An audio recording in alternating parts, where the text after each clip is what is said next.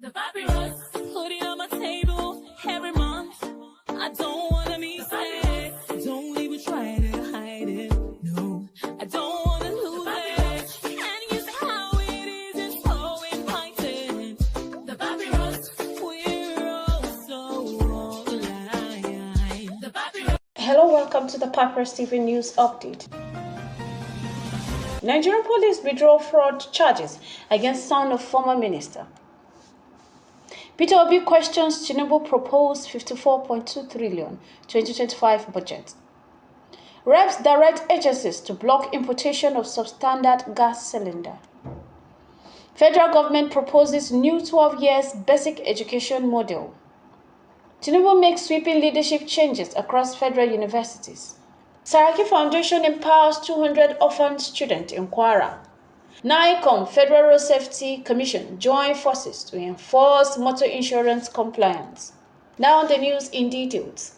The Nigerian police force has formally withdrawn the 1.3 billion fraud charges filed against Bolahan Obanikoro, son of former minister and Lagos State Governance Advisory Councillor, GAG members, Senator Muslinus Obanikoro, along with 4 others defendants.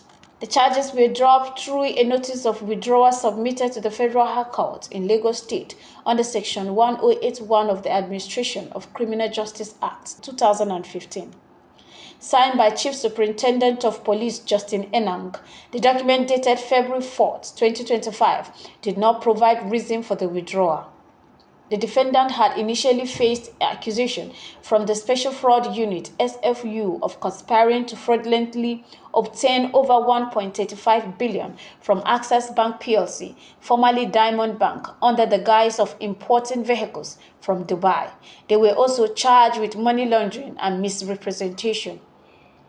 Their scheduled arraignment on January 26, 2025 was postponed after they failed to appear in court, with the hearing rescheduled for February 27, 2025.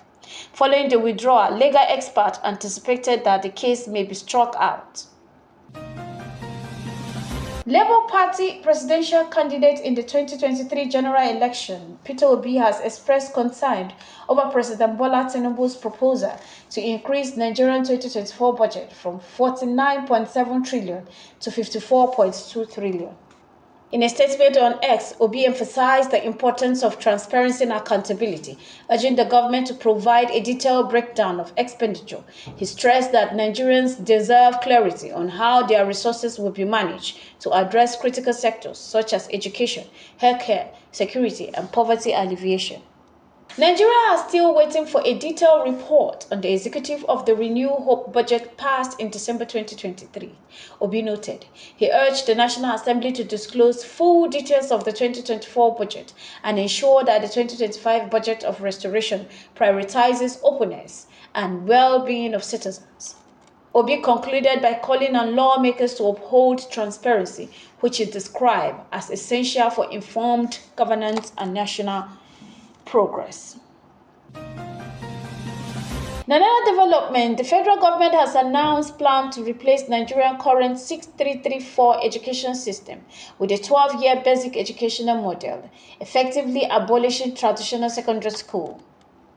The Minister of State for Education, Tunji Alausa, revealed this during a 2025 extraordinary meeting of the National Council of Education in Abuja, attended by Education Minister, MDAs, and development partners. The proposed system will require students to complete 12 continuous years of basic education before progressing to higher education at a minimum age of 16. The government believes this reform will reduce dropout rates, eliminate financial and systematic barriers, and equip students with vocational skills. Alausa explained that the shift aims to better align Nigerian education framework with global standards while bolstering social and economic development. Key strategies for implementation include policy reform, infrastructure upgrades, teachers training, and curriculum development. If adopted, the new model is expected to enhance educational outcomes and provide young Nigerians with essential skills for both employment and further education. President Bola Ahmed Tinubu has removed Professor Polycarp Emeka Chigbo as acting Vice-Chancellor of the University of Nigeria, Nsukka, UNN, ahead of his tenure scheduled conclusion on February 14th. This is part of a broader reshuffle affecting leadership position at various federal universities. In his place, Professor Ogwejufo T. Ujam has been appointed acting vice-chancellor for a 6-month term. Ujam will not be eligible to apply for the permanent position. The restructuring also includes the appointment of Engineer Olubunmi Kayode Ojo as the new pro-chancellor of UNN, replacing General Ike Iwachukwu, who has been reassigned as pro-chancellor at the University of Uyo.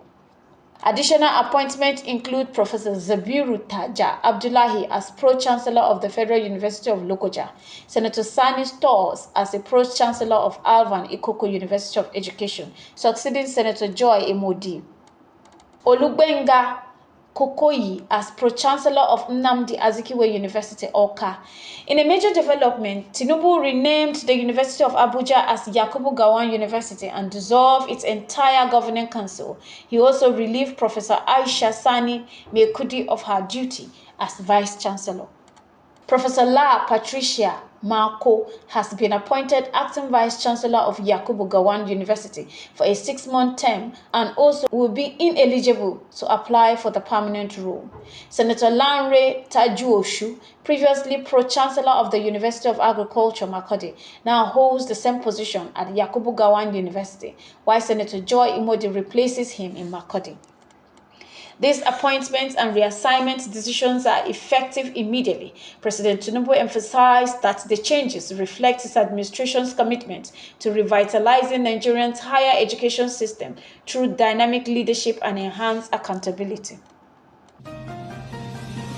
Furthermore, the Abubakar Bukola Saraki Foundation has extended educational support to 200 orphaned students in Kwara State, providing them with essential learning materials and tuition fee payments. The beneficiaries, selected from public schools across all 16 local government areas of the state, receive school bags, books, and other educational resources. Speaking at the launch event in Ilorin, the Foundation's North Central Regional Director, Malam Musa Aliu, emphasized the organization's commitment to transforming lives through education. He described the foundation as a humanitarian group driven by a passion for empowering vulnerable communities. He explains that this initiative is part of a broader goal to improve education in Kwara and beyond. He highlighted recent scholarship awards to students from Kwara South and beneficiaries at Muhammadu Kamaluddin University in Ilorin. Addressing the beneficiaries, Aliyu urged them to seize the opportunity, saying, "Education remains the most powerful tool for breaking the cycle of poverty. Your dedication to learning today will shape your future and help you contribute meaningfully to the society." The Foundation reaffirms its openness to collaboration with stakeholders who share its vision of fostering an inclusive and educated society. Its key focus areas include healthcare, youth development, sport, and leadership training. Finally, on this note, the National Insurance Commission, NICOM, has teamed up the Federal Road Safety Commission to strengthen enforcement of third-party motor insurance regulation across Nigeria, aiming to improve road safety and ensure compliance with insurance law. During a recent visit to Federal Road Safety Commission headquarters in Abuja, the Commissioner for Insurance, Mr. Olusegun Ayo Omoshehin, praised Corps Marshal Shehu Mohammed for his dedication to safer roads.